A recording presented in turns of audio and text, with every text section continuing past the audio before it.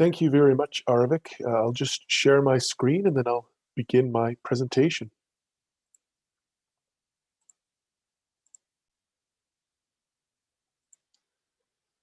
Well, thank you everyone for joining us today. So my name is Nick de Ruyter, and I'm the Wildsmart Program Director at the Biosphere Institute of the Bow Valley in Canmore, Alberta, in the beautiful Rocky Mountains.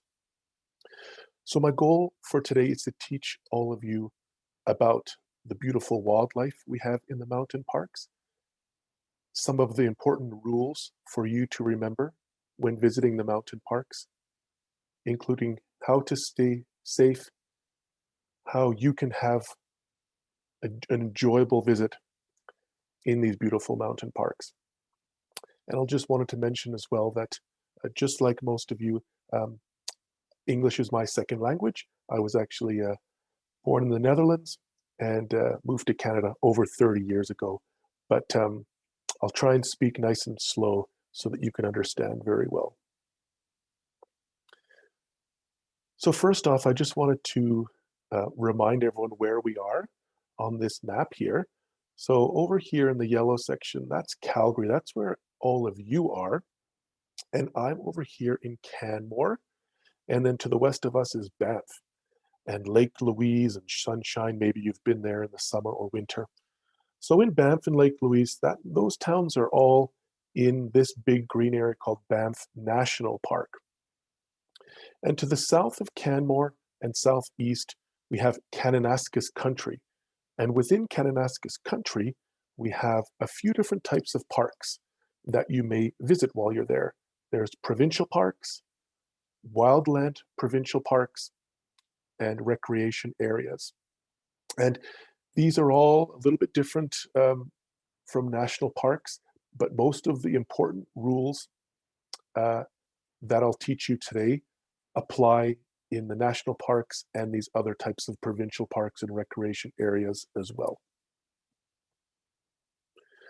So I'm going to start off by introducing you to some of the amazing wildlife we have here in the mountain parks. First off, we have a coyote. Some people call it a coyote. We have moose. We have elk. This is a male elk. As you can see, the male elk has antlers. Female elk have no antlers. And that's the same with moose and deer. The males have antlers. The females do not have antlers. Here's a wolf. A wolf is bigger than a coyote, and you'll be able to see, if you see their tracks in the winter, their paw prints are much bigger as well. We have white-tailed deer, and we have mule deer. Those are the two types of deers you've probably seen out there before. Easy way to tell them apart: a white-tailed deer, when the tail is down, their bum is brown. When the tail is up, as you can see here, it is white. Whereas with a mule deer, when their tail is down, their bum is white, and you can see they also have a little black dot at the end of their tail. We also have bighorn sheep. This is a female and a little baby, and this is a male, also called a ram. Maybe you've seen bighorn sheep on the road or highway, and if you've ever been to Radium Hot Springs, almost always you'll see them on the road out there. We also have black bears and squirrels, cougars. This is a female elk, no antlers. This is a baby elk, also called a calf. We have mountain goats and grizzly bears. Now, we have lots more animals living in the mountain parks. These are just some of the main ones I wanted to introduce you to that you might see when you're out enjoying the mountain parks. We're going to talk a little bit more about bears. People love to talk about bears. We have two types of bears in the mountain parks here in the Rockies: black bears and grizzly bears. Now, the easiest way to tell them apart is the hump. As you can see here, a grizzly bear has a hump, this big bump on the shoulders. A black bear has no shoulder hump. So black bear, no hump. Grizzly bear, yes hump. Now, even though black bears are called black bears, they are not always black. They can be white, light brown, dark brown, and black. Grizzly bears, sometimes also called brown bears, are not always brown. They can also be white, light brown, dark brown, and even black as well. So color is not a good way to tell them apart. And I'll show you why in the next few slides. As you can see here, this picture was taken actually in Banff National Park and last year. And as you can see, this white bear has a hump. So yes, hump. You can see it has a hump. So because it has a hump, it is a grizzly bear. So even though it's white, it is a grizzly bear. It is very rare, but as you can see, it does happen. In this video, this is one family of bears. As you can see, the mother is brown and she has 3 babies, 3 cubs. One is white, the other 2 are black. So even one family of bears can all be different colors. And this bear did not have a hump. These are black bears.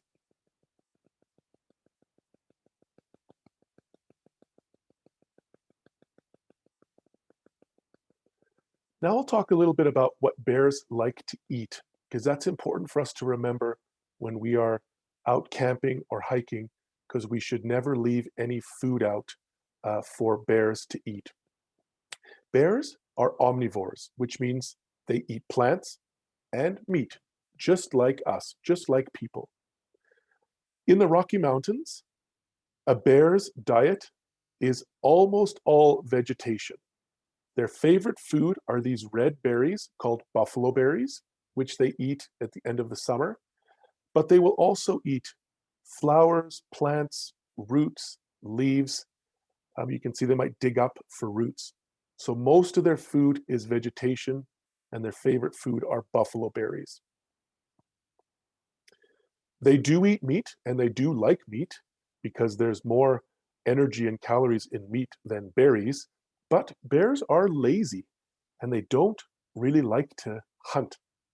So often they will eat easier meat like digging up trees and eating insects. They might dig holes to eat ground squirrels.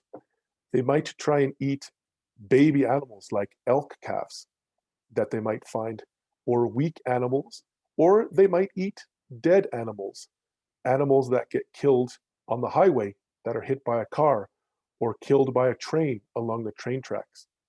Or maybe like this dead animal, this was an elk that was killed in an avalanche in the winter. So they will eat whatever food is easiest for them to find, which is why it is very important for us never to leave food out unattended and never feed wildlife. This is another picture of a cougar. In Canada, we call them cougars. In other areas of North America, Central America, and South America, they might be called mountain lions, pumas, panthers, but in Canada, we call them cougars. They are big cats, and the most important thing I wanted to mention to you about cougars is they mostly hunt at night. Their favorite food is deer. They will also eat elk, goats, bighorn sheep, but their favorite food is deer. Because they hunt at night, one of the best ways to avoid encounters with cougars is to avoid hiking at dawn, which is when the sun is rising in the morning, at dusk, which is when the sun is going down in the evening, or at night when it is dark. And whenever you do go out hiking, it's important to keep children and pets close by to reduce the chances of encountering a cougar. I also want to briefly talk about elk. If you've been to Banff or Canmore, you've probably seen elk somewhere along the road or in a park. They are wild animals. We never approach any animals, but especially also not elk. We want to stay at least 30 meters or 3 school bus lengths away from all elk. We always want to keep dogs on a leash. And there are 2 times of the year when elk can be extra dangerous. The first is coming up soon now in May and June in the springtime, which is elk calving season, when the female elk have their babies. And mother elk are very protective of their babies, of their calves, just like human mothers are very protective of their babies. So we want to stay far away and never approach any elk, especially during the springtime. Another more dangerous time of year for elk is the fall, in September and October, which is the mating season. And male elk with their antlers can be extra aggressive during mating season, so we always want to stay far away.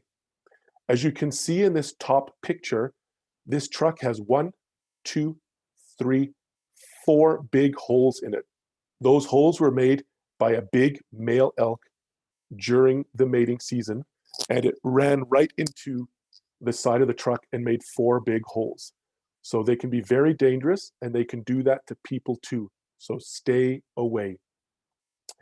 If you do get attacked by an elk, or you're having a close encounter with an elk, just like in this picture in the bottom corner here, you want to make sure that if an elk charges, position yourself behind a solid structure, like a car, or a tree, or a sign, or rocks, or a small building, or a playground. Anything solid to keep between you and the elk. And if you have bear spray with you, use it. Even though it is called bear spray, it can be used on other animals like cougars, wolves, coyotes, and elk. So if you have your bear spray, and you should always be carrying bear spray, you can use it on elk as well. So when we go out on a hike or bike ride, or we go for a run, there are simple things that we can do to help avoid encounters with wildlife. The first one is make noise. The human voice is the best way to make noise. You can talk, you can shout, you can sing, but by making noise, you alert animals of your presence, giving them time to move away from the trail. It's also important not to hike alone. Try to travel in a group and keep children close by. Look for signs of animals, maybe some scat, which is a fancy word for poop. Look for tracks, which is easier in the winter when you see tracks in the snow. But if you see poop or tracks close by, there's a good chance that there might be an animal nearby. So you want to make noise or turn around. Do not wear earbuds or headphones. You want to be able to listen to what's going on around you. Maybe there's animals giving you warning sounds that you are too close. Always keep dogs on a leash. Always stay out of closed areas. If there's a closed sign, do not enter. It is for your safety and the safety of the animals that the area is closed. Always stay on trails with signs. Or sometimes I'd like to say, stay on designated trails. Sometimes you might see trails with other small trails coming off the side. Please do not use those. Stay on the main trail with the signs. And avoid hiking at dawn, dusk, or at night, which is when wildlife is most active. And also finally, give wildlife space. Remember, we never approach them to feed them or take a picture. We never approach wildlife. If we can remember these simple things that we can do, it'll greatly reduce the chance of us encountering wildlife. That being said, we could still do all of these things and we might still encounter wildlife. So we want to make sure we are prepared and know what to do in case of an encounter. So let's say we are all walking down a trail and we see a bear 20 meters in front of us on the trail. The first thing we're going to do is we stop. We never run away from wildlife. So we stop, we gather our group together, we stay calm, and if we've got our bear spray, we pull it out and have it ready just in case. So the first word is stop. We never run. The second word is talk. In a calm voice, we don't have to shout, we talk to the animal. It doesn't matter what language you speak in, as long as you stay calm and talk so that the bear can recognize that you are a human, that you are not a threat, and then maybe tell the rest of your group what to do next, which is walk away. Remember, we never run. So the third word is walk.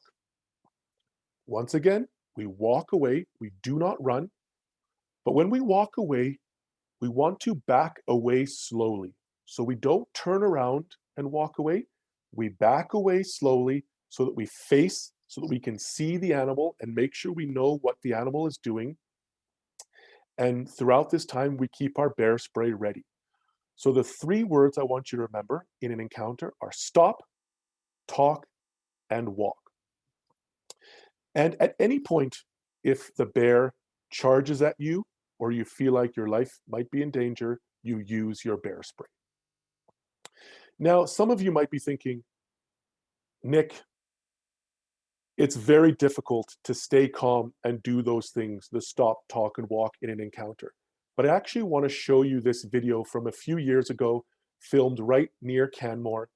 And you can see here how well they handled this encounter. So it is possible.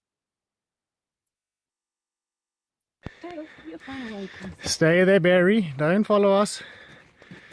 Don't come towards us. I don't want to use my bear spray. That's a good boy. Good boy. That's a good boy. Crap, he's huge. That's good. Okay, come forward. We're Come not forward. gonna hurt him. No, come forward. That's it. Keep going. Keep going. Keep going. He's gonna come this way. Keep going. That's a good boy. That's a good boy. Keep going. That's a good boy. Look at you go. Crap, he's huge.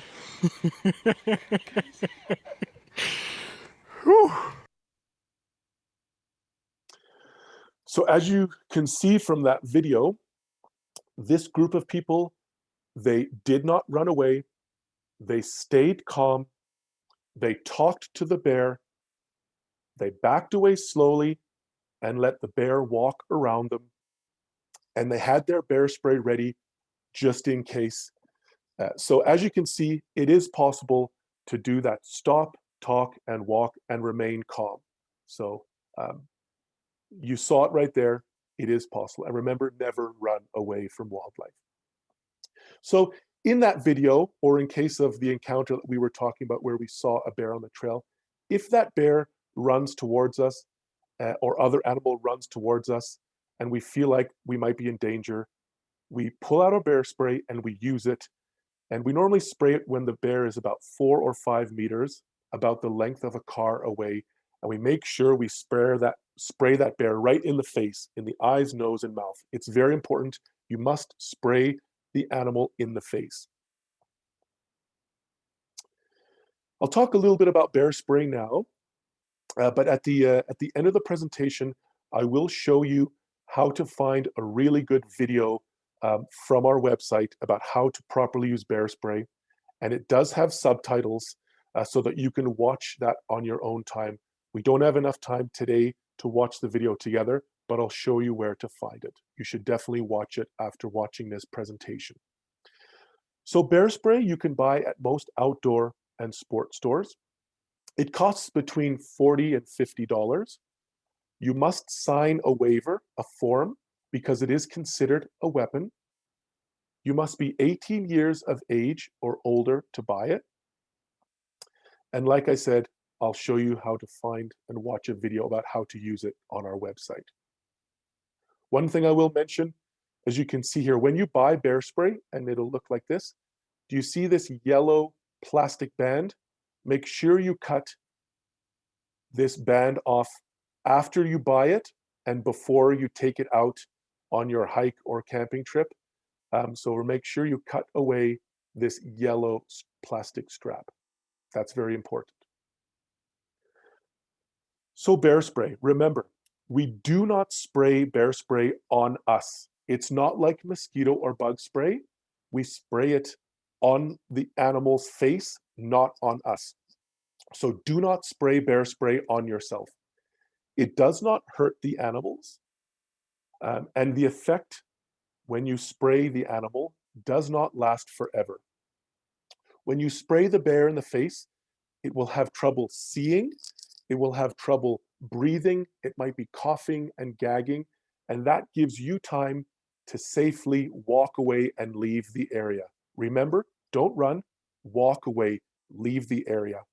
The effects on the bear may last anywhere from 10 minutes to 30 minutes, 45 minutes, 1 hour, maybe more. But that gives you time to leave the area. That's not a time to take pictures. And if you do spray some on yourself, it will be a burning sensation. It will not feel nice. If you get it in your face, it will not feel nice, but it will go away eventually. It might take 30 minutes, 1 hour, 10 hours, 1 day. It's not fun, but it will go away.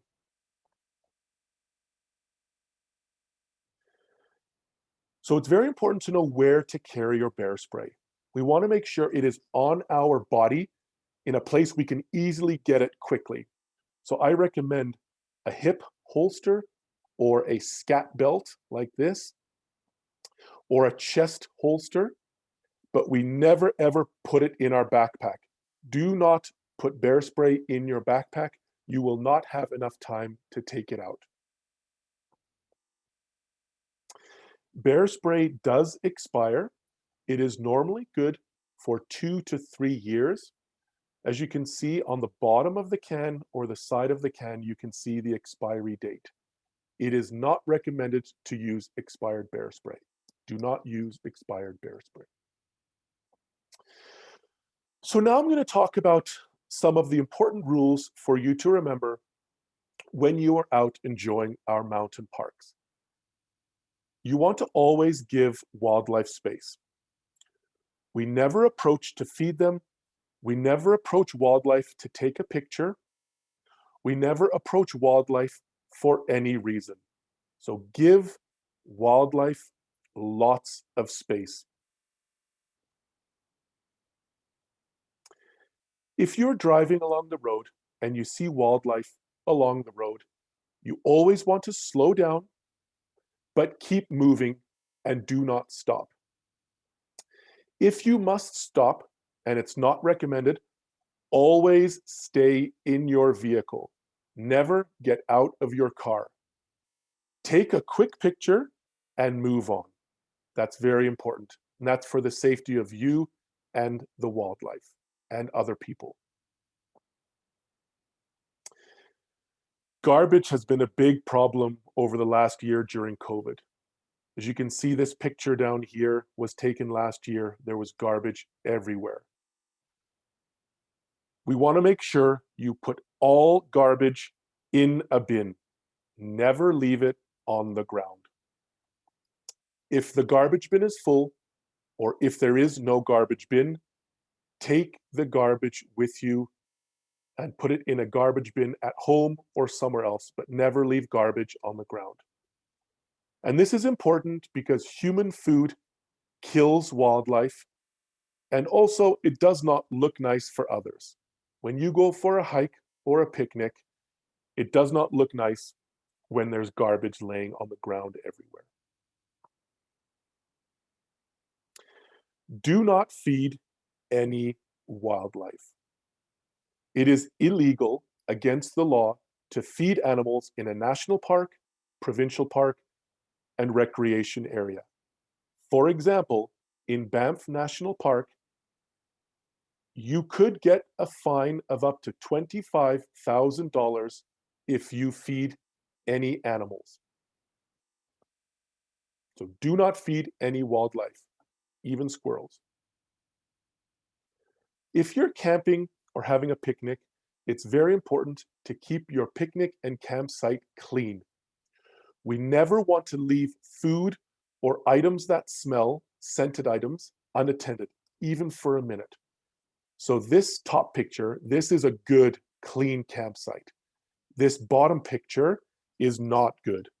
You can see there's a cooler with food in it, food and garbage on the table. That is bad.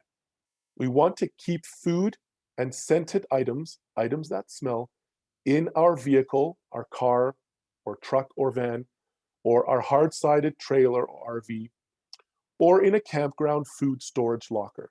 Never in our tent or on the table.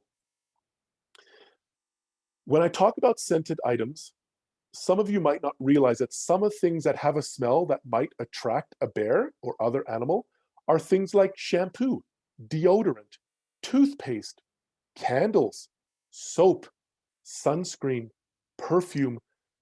These items all have a smell which could attract a bear or other animal. So we want to make sure we keep those in our car, not in our tent. We always want to keep dogs on a leash. It is the law. Dogs must be on a leash in all national parks, provincial parks, and recreation areas. We do not want dogs to chase wildlife or chase other people. Always put your dog's waste, so your dog's poop, in a garbage bin. Do not leave it along the trail. Do not pick wildflowers. It is illegal to remove or destroy plants, fossils, and rocks. So, for example, we do not pick wildflowers, we do not pick mushrooms, and we do not remove antlers or rocks. We leave those in nature where we found them.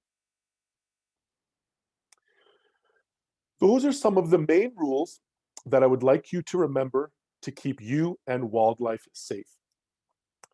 Here are a few more important things for you to remember when you are planning a safe outdoor adventure.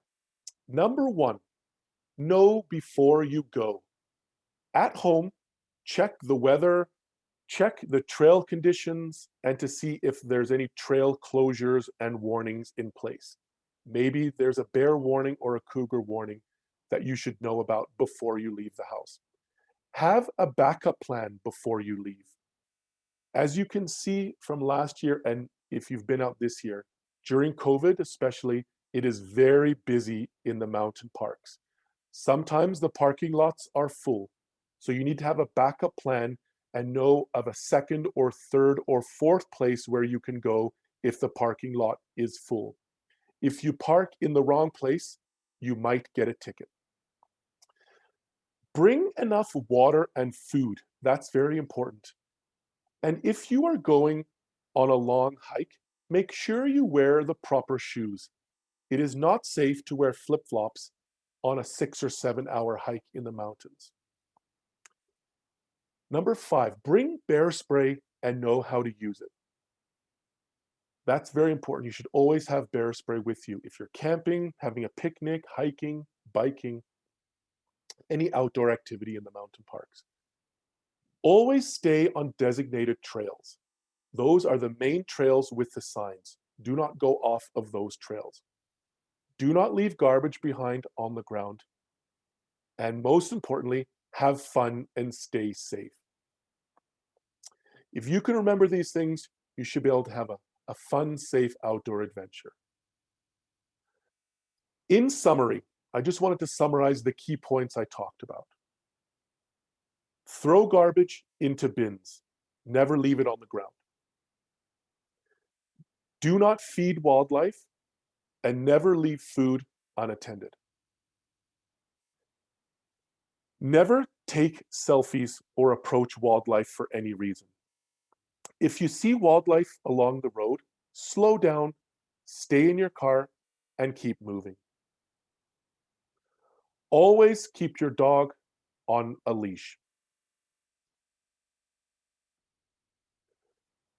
Give wildlife space.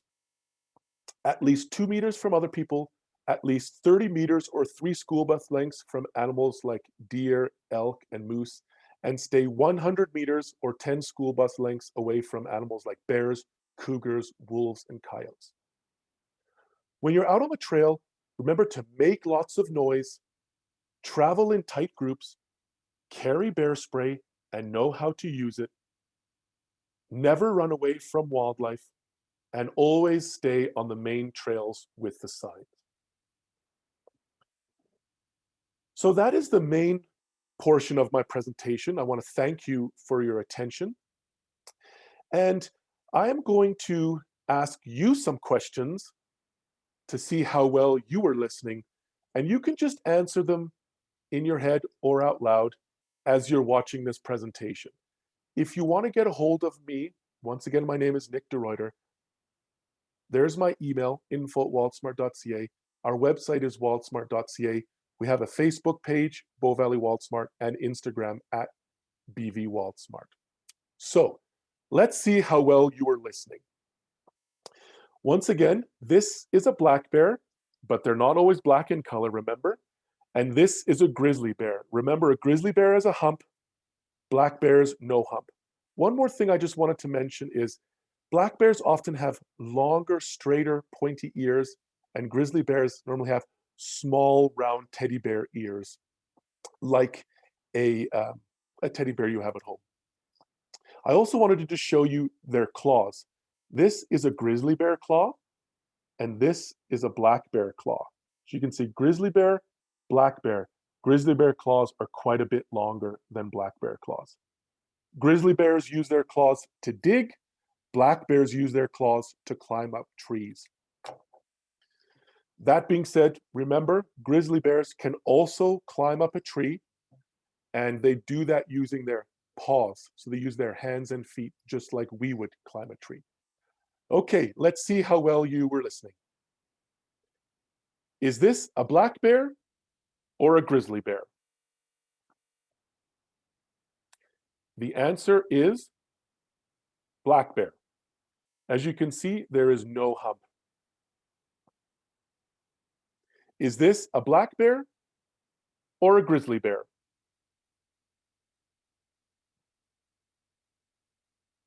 This is a black bear. Even though you can see a little bump on its shoulders, there is no distinct hump like a grizzly bear would have. I think because of the way the bear is standing, its shoulder is sticking up a bit, but this is a black bear. And even though its ears seem to be flattened down a bit, it is a black bear. This is a tricky one. This question was a tricky one for you. Is this a black bear or a grizzly bear?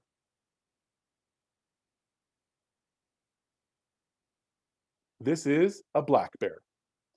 As you can see, there is no hump and it has long, straight ears. Is this a black bear or a grizzly bear? If you said grizzly bear, you are correct. As you can see, there is a big hump on its shoulders. This is a grizzly bear. And it has a bit smaller, round teddy bear ears. And maybe you can see it has big claws here, which they use for digging. Good job, everyone, so far. Is this a black bear or a grizzly bear?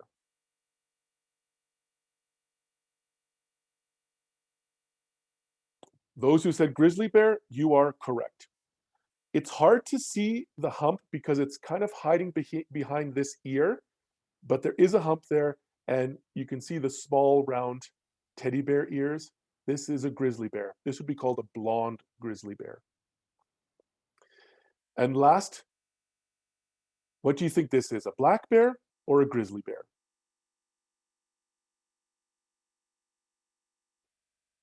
This is another tricky one, but this is a black bear. This was taken a few years ago in K country, in Kananaskis country. It is called a white phase black bear. No hump. It's got a little bit longer ears than maybe a grizzly bear, but it is white, but it is a black bear. So good job, everyone. As you can see, black bears and grizzly bears can be many different colors, but looking for the hump and the ears are some of the easier ways to tell them apart. Good work. Okay, on to cats. Can you tell me which of these cats is a cougar? Is it A, B, or C? Which is a cougar?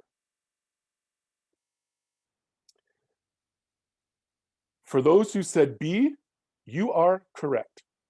B is a cougar. And bonus points if anyone can tell me what kind of cat A and C are. I haven't talked about them yet, so you might not know, but I'll tell you, A is a bobcat, B is a lynx, and all three of these cats we have in our mountain parks, but they are shy. We don't see them often. Good work, everyone. Now I'll just ask you about some of the rules just to make sure you were all listening. Is it okay to feed squirrels? The answer is no. We never feed any wildlife. Is it okay to pick wildflowers? The answer is no. We never pick any wildflowers or mushrooms. Is this okay? Is it okay to leave garbage on the ground? No, it's not okay. We always put garbage in a bin. If there's no bin, we take it home with us and throw it in the garbage at home. Garbage also includes human waste, toilet paper, diapers, all those things. We have to put all of those things in the garbage bin. We do not leave it on the ground.